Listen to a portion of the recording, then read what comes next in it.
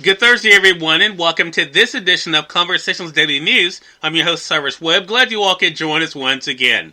Well, we made it over the hump, and we're in the home stretch toward the weekend. We, of course, have your news headlines coming up today. We have the Truth of the Day with Mary Ellen Ciganovich, and today, in an Entertainment Spotlight, you're being part of my conversation with Dr. Kurt Garrett. He'll be talking to you guys about the importance of not only taking care of your doctor's appointments during COVID, but especially why it's important for those dealing with cardiovascular illnesses. You don't want to miss it. Enjoy today's broadcast. For Conversations Daily News, I'm Cyrus Webb with your Thursday headlines.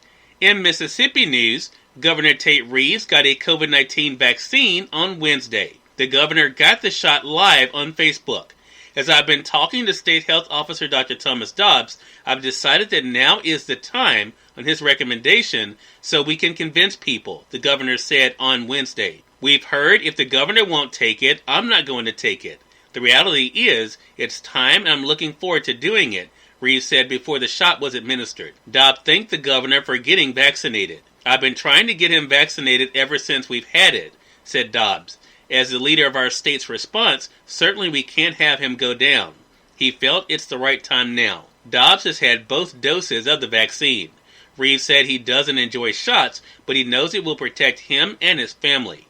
It's not just about protecting myself, it's also about my mom. It's my dad and my grandma, all of whom now qualify, Reeves said.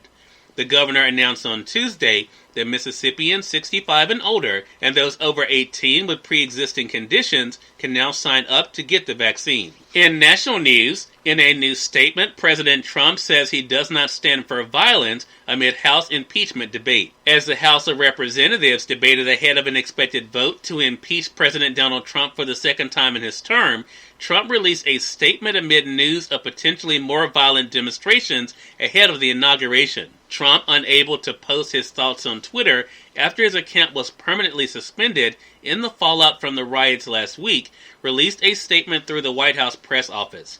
In light of reports of more demonstrations, I urge that there must be no violence, no law-breaking, and no vandalism of any kind. That is not what I stand for, and it is not what America stands for. I call on all Americans to help ease tensions and calm tempers. Wednesday's impeachment vote threatens to complicate the opening days of the Biden administration, both in its efforts to reach out to Republicans and because the Senate is likely to be tied up with a trial just as President-elect Joe Biden is taking office. Meanwhile, a Senate trial on whether to convict the president of inciting insurrection seems all but certain to have to wait until after Biden is inaugurated. That's the word from a spokesman for Senate Majority Leader Mitch McConnell. The spokesman says aides to the Kentucky Republican has told Senate Minority Leader Chuck Schumer's staff that McConnell won't agree to invoke powers calling senators into emergency session. That means the Senate almost certainly won't meet again until January the 19th. That's the day before Biden's inauguration. In more national news, U.S. COVID-19 deaths hit another one-day high at over 4,300. Coronavirus deaths in the U.S. hit another one-day high at over 4,300, with the country's attention focused largely on the fallout from the deadly uprising at the Capitol. The nation's overall death toll from COVID-19 has eclipsed 380,000, according to Johns Hopkins University on Wednesday, and is closing in fast on the number of Americans killed in World War II, or about 407,000.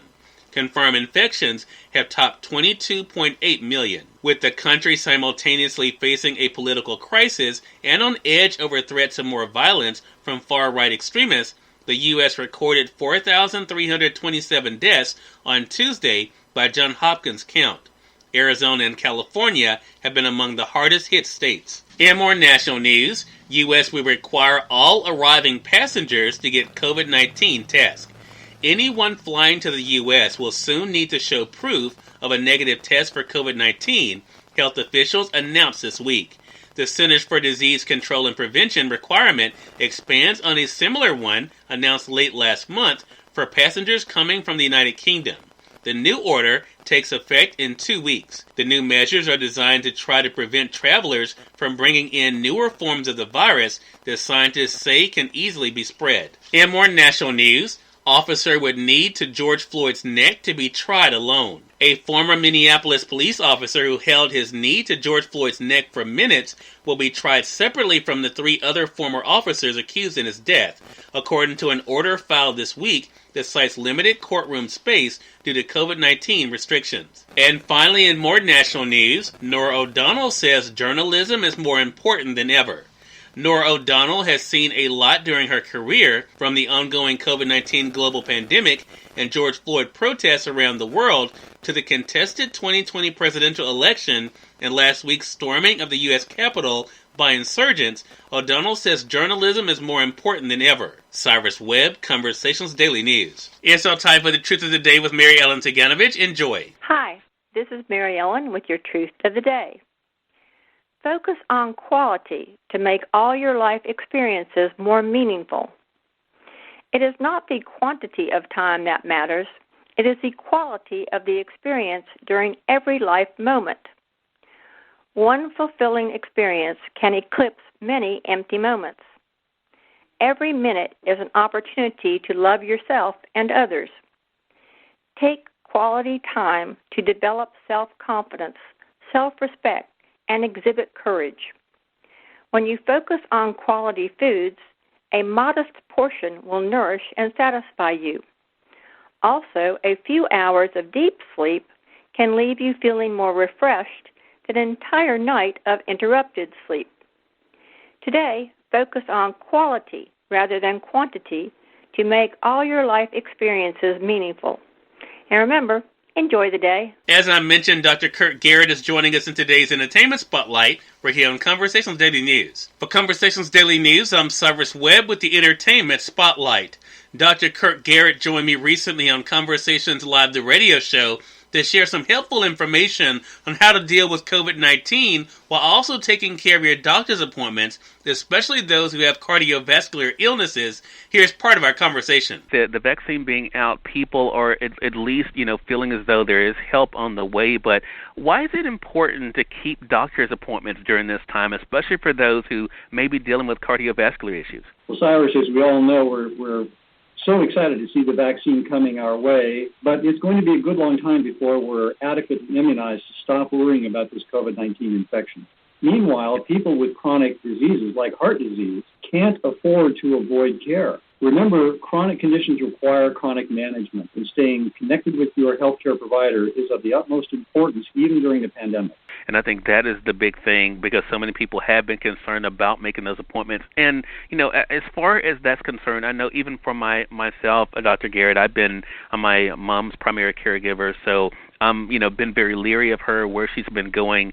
But how has COVID-19 impacted the way that we feel about going to doctor's offices or even to the hospital? Well, this recent survey conducted by Sky taught us some important lessons. We found that overall, about 40% of Americans continue to be very anxious about going to a doctor's appointment because of the COVID-19 fear. Even more startling is that when you look at overall population, it's about 25% of people who are anxious. But if you look at the subgroups of disadvantaged populations, like the African American population, the Latinx population, you find that there are much higher rates of anxiety. About 45% of those people report that they are avoiding doctor's appointments currently out of fear of the virus.